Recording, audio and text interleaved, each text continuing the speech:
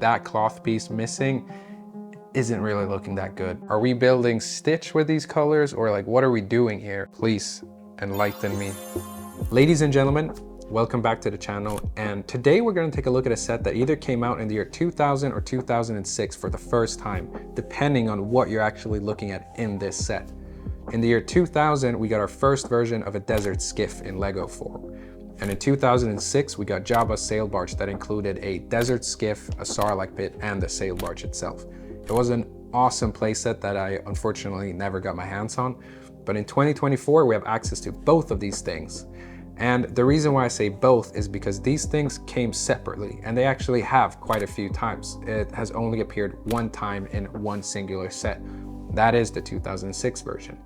So the 2024 version of the sail barge is kind of lacking that playset aesthetic that I personally love to see. When I get a set, I want a good build process and a great play value.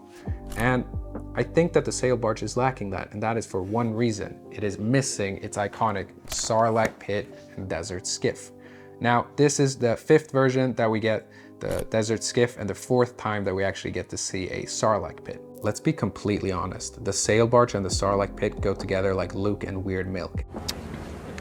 And it's such a shame that they're being sold separately, because if they were included in the same package, I just feel like it would spice things up so much more. And it would kind of feel like the Cantina set, that you're getting this whole big scene instead of these things that are locked behind quite expensive paywalls that go together but are sold separately. Being completely transparent, in 2012 we did have a desert skiff, and the year after that actually we did end up with a sail barge. So this isn't completely new to Lego, but it is a little bit of a shame because these things really do go together. This is another one of those gifts that my partner actually picked up for me, and she said she picked it up for $68, which is not the $80 that Lego currently sells this product for. And coming in at 558 pieces with 6 minifigs, I'm not sure if that is a great price, especially when, in my personal opinion, that these special anniversary minifigs that are included don't make any sense in these sets. I understand they're collectible, but at the same time, I wish that the minifigs that were included made sense for the sets that they appear in. Let's take a look at the box. In the front, we have the Sarlacc pit and the desert skiff hovering above it, Boba Fett coming in from the side, and the dual sons of Tatooine in the background. In the bottom left corner, we have the 25th anniversary logo, along with our exclusive minifig, and on the right side, we have the rest of our minifig lineup. And on the side, we get another 25 years of Lego Star Wars logo, and a reminder that there is, in fact, a exclusive minifig in this set. On the back, we got some play features, which is great to see. I'm very excited to build the Sarlacc pit, but I do wish that they had used larger pieces for the mouth to make it that much more imposing. With that said, let's crack this bad boy open. One thing that confuses me a little bit about the design of the box is the fact that it doesn't have that black box design that so many of the adult-oriented sets have, such as the dioramas or the droideka.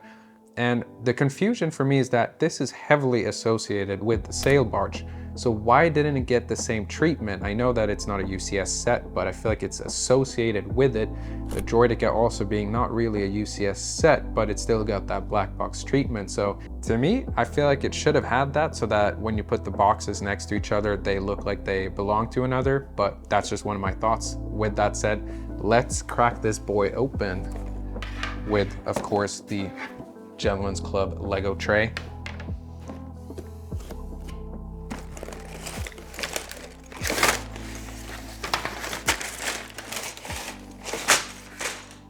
Okay, 6 bags, not a single sticker sheet, and 2 instruction booklets. I assume that this is so that you can build simultaneously next to your partner, friend, or family. It's a gimmick that I've never experienced before, and it is a little bit strange to me in a set like this, because I feel like it's a play set. Quite often you would want that for yourself in a floral set. I can totally understand it, but for something this small, it's a little bit weird. But let's get into it, starting off with bag number 1. And at this point, to absolutely nobody's surprise, the instructions lack all creativity. Are you looking for independent reviews that go above and beyond? Subscribe today for free of charge. Bag number 1. This is my first Boba Fett minifig, and apparently this is not screen accurate to Return of the Jedi, which is quite unfortunate. And in the two previous versions of this set, it came with a little shoulder cape, which is not included, unfortunately. And I feel like if it had the cape, it would have looked so much more awesome. And for a set that generally is said to be overpriced, that cloth piece missing isn't really looking that good. One of the things that I'm actually trying to do is collect more Tatooine-based sets, because I'm not a huge fan of the gray sets in general, like big starships that are just a little bit gray. So I'm thinking of collecting more Tatooine sets so that I can create kind of a little bit of a world going on with the cantina, the sail barge, the Sarlacc pit, and hopefully get some more sets whenever they release another minifig scale land speeder, and yeah, Obi-Wan's hut and sets like that. Whenever they get remade, I would like to get those kind of sets to build up a little bit of a Tatooine world, a little bit of color here and there. A little bit of Technic, I suppose, for the play feature to make the tentacles move around. Pretty nifty. I'm really glad to see that Lego is bringing back some play features, because maybe it's just that I haven't seen them since I started collecting sets again, but that is what Lego used to be for me, at least. And I'm glad to see that there's a little bit of a return to the origins of Lego. It is a toy at the end of the day. If you wanted super accurate display sets, then there's other ways to go. But with Lego, I feel like you're supposed to get a little bit of play. It is a toy, it's not just a display piece. One thing that I also should have maybe mentioned, even though the last version of the Sarlacc pit was 30 bucks, it was definitely not this big. The Sarlacc pit has always been quite small. And I think that this is not a screen accurate representation of it, but it's giving a little bit more size to it than previously. It is a little bit more menacing, but I do wish that they had used bigger pieces for the actual mouth so that it was more imposing and a threat, and maybe you could put more than just one minifig inside of it. But those are just my thoughts.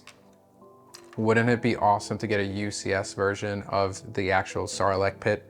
I think that would be that would be amazing.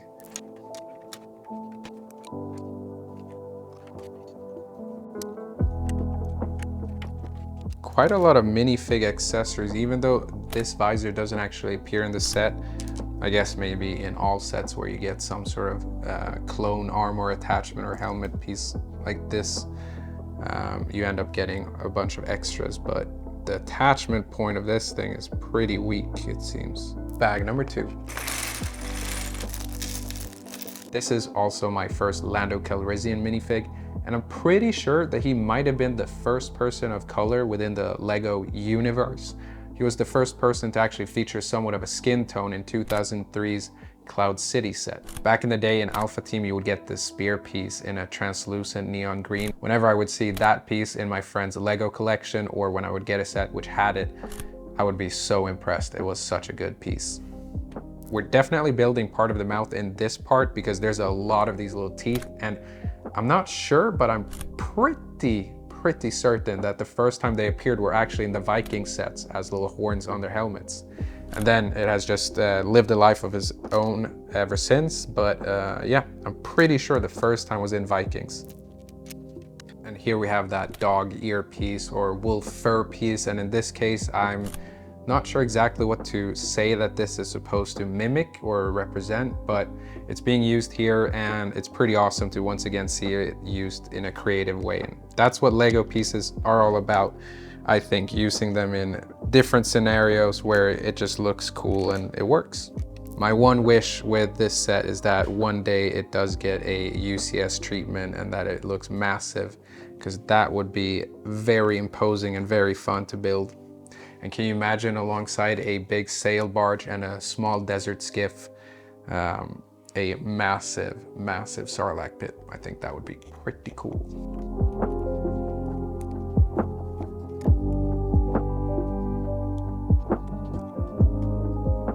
We're now halfway with the Sarlacc pit, and we're on to bag number 3, and I assume that the fact that we're halfway already just refers to the Sarlacc pit, not the desert skiff. So let's get on with step number 3, bag number 3.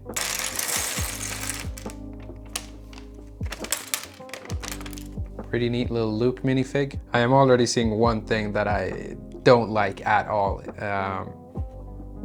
Colorful pieces that show up in sets where they don't really belong. I mean, we've been using just beige pieces for a while now, and the fact that this is showing up when there's countless of different beige pieces, it feels a little bit weird.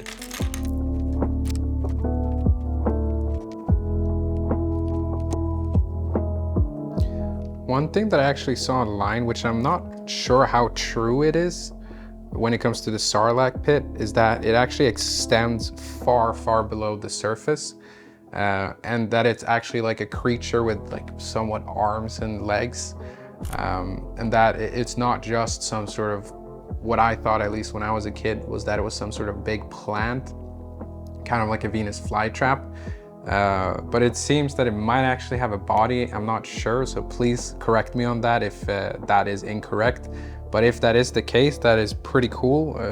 Disgusting nonetheless. I would not want to fall into this thing, regardless if it's a plant or, yeah, no thank you. Don't want anything to do with the Sarlacc pit. So here we're using that one blue, light blue piece. Really not sure why it has to be that way. And you place it here at the outside of the mouth. I have no clue why it's here. Yeah, then we put this down, covering the blue piece. And now I really don't understand why it was used there instead of just one of the plenty of beige pieces that we're already using. Things like this, like, yeah, it's covered up, sure, but like, why are we even doing it to begin with if we're just gonna cover it up? Why not just use a beige piece? Or is this another Easter egg that they get like to drink sparkling water, considering someone told me if they hide a pink piece in a grayish set, Star Wars set, that they would get cake as Lego employees. Same person, can you tell me why they're using blue pieces if that means that they get sparkling water for lunch? Please enlighten me. Put all the minifigs here before we open bag number 4. Because this is starting to take up a lot of space. Bag number 4. Are you kidding me? Please tell me what the joke is. I'm definitely not following along if this is an Easter egg or not. I don't understand why these pieces are being used here. First time actually receiving these handcuff pieces. Pretty cool, pretty cool. A fun little fact about Han Solo's appearance in this movie, he wasn't sure he wanted to return, which is why they froze him in carbonite, because that was kind of their way of killing him in the script. But then he came back, and I think this is a pretty good minifig to resemble that hazy phase that he's in when his eyes are squinting and he can't really see, considering he's been, yeah, frozen in carbonite. It seems that I hadn't found all of them. This is all of the colorful pieces that show up in this deathly trap. Put it this way, if you're trying to make a screen accurate mock of the Sarlacc pit, at what point would you ever think to use blue and light green? I really don't know. Gives me Buzz Lightyear vibes when it uses that vibrant green. No, thank you. Not here. Buzz Lightyear, yes, not here. Otherwise, this is actually a pretty fun build. I'm liking it so far. The base of it itself is very menacing. I guess maybe the box art doesn't do it justice, but it's a big beefy set. Big beefy plant. I don't know if it's a plant or not, but did anyone else growing up think it was a plant? Just curious. I was gonna say this looks a bit familiar. I wasn't sure if I've seen this before, but I'm pretty sure that the Pagani from the Speed Champions line actually did use this for its headlights. Ooh, big throwback. At some point soon, oh wow, yeah, this has been improved. At some point I will make a Lego dinosaurs. Wait.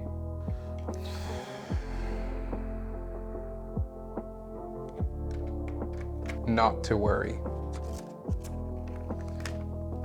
I guess that's the downside of these paper bags, is that sometimes you don't see all the bricks fall out and you just assume that they're not there and there's no way to see it from the outside that pieces are still inside. What I was going to say is that at some point I will rebuild my old Lego dinosaurs where these pieces, I'm not sure if they were first introduced there, but they were definitely heavily utilized as tail pieces and horns. So fun to see that these pieces are being used so many years later. I think at some point this was used as a elephant trunk, but it's a bit strange. This is a matte texture, and here we have a glossy one, but Sarlacc pit doesn't care.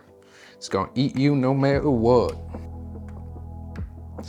Yeah, so the mouth does seem a little bit small considering it's in this massive build, but maybe that would look disproportionate because it is kind of in the sand itself and reaches out. So maybe this is the best that they could do, but yeah, it's a pretty cool build. Let's get on with the Desert Skiff, bag number 5. Oh no. No. Are we building Stitch with these colors, or like what are we doing here? I don't understand why we gotta use these bright pieces. I really don't. Growing up, I never had a Chewbacca minifig. My first one was the Cantina edition. And I had Ewoks, but they didn't have print back then. They were literally just beige and dark brown. So it's pretty neat to see Chewbacca here with actual print. Oof, yikes. This I don't like, putting a pink piece on a light blue piece. That does not look good to me, but I guess it's gonna be hidden, but why? Why do this in the first place? It feels so strange to me. The base of the skiff is very long and definitely bigger than it seemed in the pictures, which makes me happy to see. It's strange because I never ever used a brick separator when I was a kid. It might have been that I just used my nails instead, but I'm making way more mistakes as an adult than I ever did as a kid, which I'm not sure what that is about. Maybe I'm just camera shy. I get nervous. One thing that I'm finding with Ninjago is that I'm a lot more excited to explore that theme than with Star Wars, because I feel like with Star Wars you end up kind of waiting on sets that you want to see made in Lego form. But with Ninjago, you have no idea what's coming because they're making completely new sets. I'm sure that at some points they do make remakes of old sets, but with Ninjago you get new stuff, whereas with Star Wars, most of the stuff has already been made unless it's a new Ahsoka season and they put out new stuff. But otherwise, I feel like a lot of the stuff that they put out is stuff that we've either already seen or it's the 7th version of a specific set. I don't know how many Luke Landspeeders there are, but I know that that set has been remade since the beginning of Lego quite a few times. Star Wars gets to make way bigger sets than Ninjago. That $1,000 Death Star that's coming out at some point this year is going to be real interesting to see if it's a massive play set, kind of like the past, or if it's some sort of UCS monstrous thing where it's mostly about the design and not about the playability of the set. We'll see. That's pretty neat. I like the way that comes together. Looks pretty cool. When you do end up buying Star Wars sets, however, I really do feel like you can definitely see the progress in sets like these. I mean, the original Desert Skiff was like $6, 2 minifigs, and pretty bare bone. But this stuff is definitely, you know, 6 at this point at least, 26 years of progress, 25 years for when the set came out, but in 2025 it'll be 26 years of Lego Star Wars, which is making me feel old because I was I was around in 1999. But yeah, oh, I put these the wrong way. Oh yeah, the shaping of that looks great. That looks great. I'm liking this. This is what you do get with Star Wars. You get precision.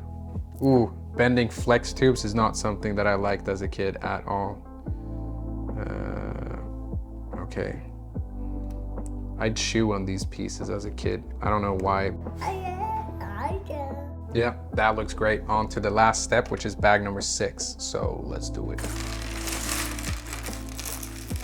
This little minifig is called Nadav. I don't really know how to pronounce that correctly, but it is a little strange to me that he shows up in this set, and I truly wish that we had gotten some maybe more niche minifig that did show up in the sail barge scene, adding that little extra flair to the set, considering that this guy is not in this scene at all.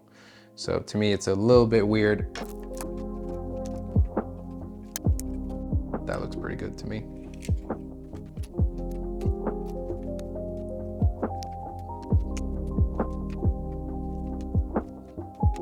A fun little thing about this piece is that it's actually been used for now 24 years in this specific set.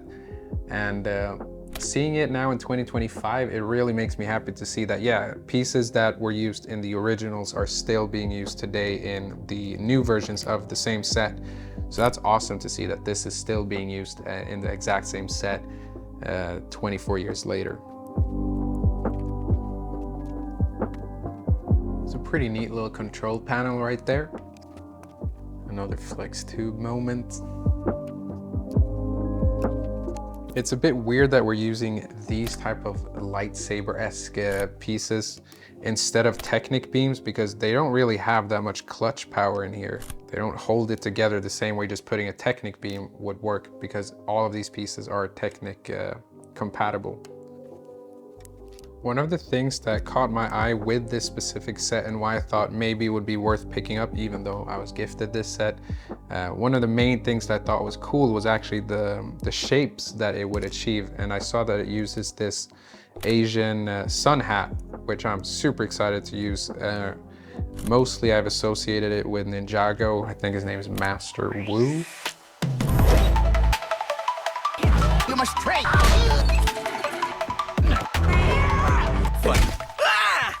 I'm excited to see how that piece is going to be used here, because generally it seems that this set has a lot of great building techniques and achieves quite a lot. I mean, from the 24 years of improvement, this really should be the best version of this set, and I'm assuming that it is. Pretty cool. New piece for me at least. Put it down there. I mean, it's gotten way bigger in the 24 years that this set has gotten its improvements during. Creating such a good shape is pretty cool. And there is that hat once again. It's a lot thinner than I thought it would be.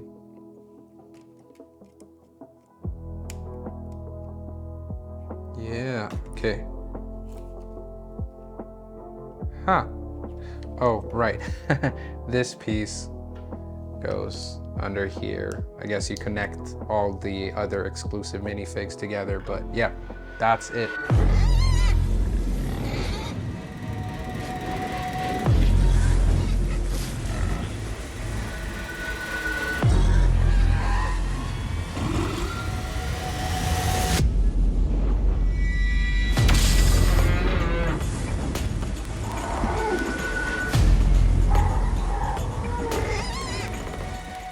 Before taking a look at the Desert Skiff and the Sarlacc pit, let's take a look at the minifigs. First up, we got a squinting Han Solo with some handcuffs and a dual face print, a pretty standard Chewbacca, a screen inaccurate but still pretty cool Boba Fett with a face print, missing his iconic shoulder K-piece. Then we have a pretty standard Luke Skywalker with a dual face print. Then we have Lando Calrissian in his Desert Skiff outfit, along with a dual face print. And then we have Nadav instead of a Skiff guard or a Gamorrean guard. I have to be completely honest, the building process was pretty fun, and the Sarlacc pit is quite menacing, and the Desert Skiff itself is pretty big and well detailed. Looking at previous versions of this set, it's had a lot more connection points where you can put your minifigs. So it's a bit weird to me that we've sacrificed playability for displayability in a set that isn't geared towards adults. The entire front is smooth, so there's no connection points for minifigs to stand on. The plank itself is smooth too, which it never has been previously, which is a shame in my opinion. And it just kind of limits what you can do with this set and how you display your minifigs on the actual Desert Skiff. This is the first set that I built that I'm not 100% sure that I love. I like it, but I don't love it. And there are several reasons for that. Nadav being included here is not something that I'm a fan of. I know that it's a special anniversary minifig and that he's limited to only this set ever. but that is on the cost of the actual scene that is played out here. Nadav does definitely not appear in this scene, but there are Gamorrean guards that are not present in this set, and there are Skiff guards that are also not present in this set. I know that they're included in the sail barge, which actually is $500, which is insane to me. So to get the actual minifig lineup that should have been here, you need to pay another $500 to get the actual right characters onto this skiff, which I think is crazy. And on that note, I think it's pretty weird that the cantina, which was $100 less than the sail barge, came with 21 minifigs. And instead on the sail barge, we get 11 minifigs and a massive black stand instead of all the minifigs that could have maybe been made with those pieces instead. It is a little bit hard to defend this set. I really do like it for what it is, but there are some flaws. The missing studs for connection points, the inclusion of a random character instead of a skiff guard, and then also a screen inaccurate Boba Fett. I also find it a little bit strange that this is kind of sold as a play set in the blue Star Wars box instead of the black adult oriented box, considering that it's supposed to be an addition to the sail barge. They're being sold separately for a reason, so that you end up having to buy both. And I think that's a little bit weird. Generally, this set feels like if it had just been given 2 more weeks and a little bit more feedback rounds had been made, could have been a great set. But this is what we have, and I think if I would give it a score out of 10, I'd give it maybe a 7. It's great, but there are some pretty big downfalls on this set. Let me know if you also feel like this set is kind of incomplete, or that the lack of studs is a concern for you. For me, it definitely is. And with that said, I just want to say thank you to everyone. We're almost at 1,000 subscribers, so thank you for everyone who's been liking, commenting, subscribing, and sharing the videos. You guys make this channel work out. Super excited to see where we can go with it. But with that said, I now need to go and walk my dog.